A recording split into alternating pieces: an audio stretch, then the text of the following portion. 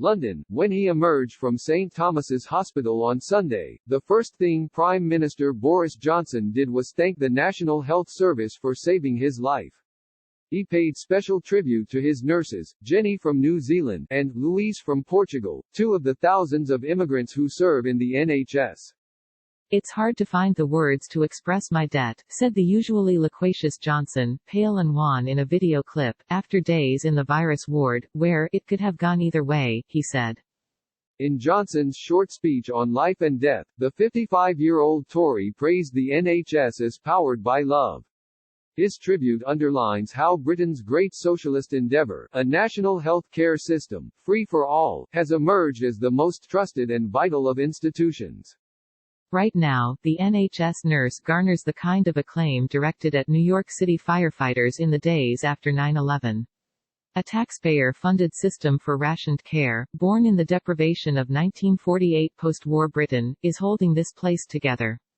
When the health secretary or finance minister address the country, they repeat over and over their call to stay home, protect the NHS and save lives. The rallying cry to safeguard our NHS is a powerful tool deployed to convince the people to submit to lockdown. When the government desperately needed help to care for the vulnerable in isolation, to shop for their groceries and medicines, it created the NHS Volunteer Responders, and saw more than 750,000 apply in 4 days. Not because the government needed them, but because the NHS did. Sign up for our Coronavirus Updates newsletter to track the outbreak. All stories linked in the newsletter are free to access. When kids put crayon drawings of rainbows in their bedroom windows, it is for NHS. When people mourn public deaths, it is for NHS doctors and nurses, many of them immigrants or the children of immigrants. And if and when the government wants to track infections via cellular phones, it will be by a NHS-branded app. In fight against coronavirus, the world gives medical heroes a standing ovation. Johnson and his ministers have been effusive in their praise for the NHS, and careful, too, to emphasize their full support. In doing so, they've also managed to gloss over a decade of austerity budgets for the health care system overseen by their Conservative Party governments, budgets that created the very shortfalls in staffing, beds and ventilators that threaten to see the NHS overwhelmed now if the number of coronavirus patients surges. Kevin Corbett, a retired nurse and a university lecturer, said the NHS helps the government stoke feelings of community for political purpose. The clapping, isn't it sort of whipping people up into a frenzy of support, he said. Corbett said the crisis also underscored a pivotal question about the system: how valued, really, are the NHS workers? Would you rather have someone clapping for you once a week or getting another £20,000 paid to you? Corbett said. I know what I would like. Even in a normal winter, the NHS barely copes with the onslaught of seasonal flu. This year, before the coronavirus, the health service was reporting an overload, with patients waiting in trolleys, in hospital hallways, for hours. Before the virus struck, the NHS was already suffering from a shortfall of 100,000 caregivers.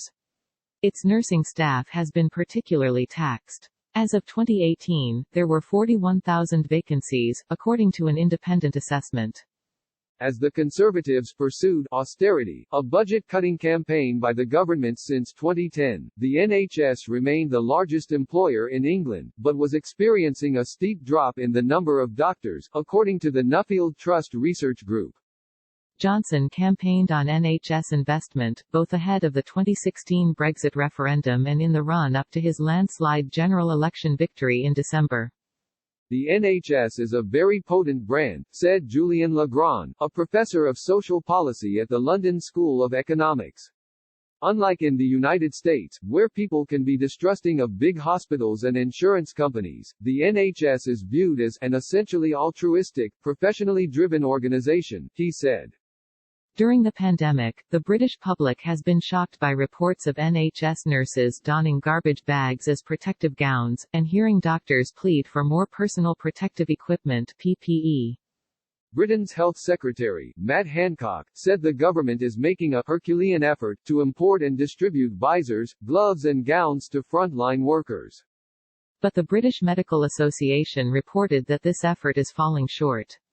A BMA survey found just 12% of hospital doctors and 2% of general practice physicians felt fully protected from the virus while treating patients. Chris Hopson, chief executive of NHS providers, which represents 800,000 of the 1.2 million NHS staffers, said even as government officials quote ever-growing figures of the many millions of pieces of protective gear being delivered, there remains high anxiety. Frontline staff, and those representing them, are pointing with increasing frustration to multiple instances of PPE not being available when required, he wrote in The Guardian newspaper Monday. Meng Ah-yong, an emergency room physician at Hillingdon Hospital in London, said the crisis has meant he is working 60 to 70 hours a week in protective gear. It is really hot, it is really uncomfortable using PPE, he said. I almost fainted last week because it was so humid. You've got gloves on. You have a big oversuit. You have your scrubs. It is not pleasant. He admits he is exhausted, and has daily regrets. For someone to die, and for the last thing for them to see is your face, not a loved one. And then they can't even see your face because we have the mask on. It's a horrible way to let someone die. It doesn't feel right. In Johnson's remarks upon release from the hospital, the Prime Minister called the NHS the country's greatest asset. He singled out two nurses, Jenny McGee from New Zealand and Luís Patarma from Portugal, who stayed at his bedside for 48 hours. Johnson's decision to highlight the two immigrants was notable. The Prime Minister was a leading cheerleader for Brexit, which was driven by calls to take back control of Britain's borders and slash immigration. Carrie Symonds, a former Conservative Party media strategist and Johnson's 32-year-old fiancée, who is pregnant with the couple's first child, tweeted, "I cannot thank our magnificent NHS enough. There were times last week that were very dark indeed." Immigrants make up almost a quarter of all hospital staff in Britain. Analysis last December by the Nuffield Trust, an independent health think tank, found that half of the increase in health and nursing home care workers over the last decade were from people born overseas. Immigrants also represent a disproportionate number of health care workers who have died of the novel coronavirus, Hancock said this weekend.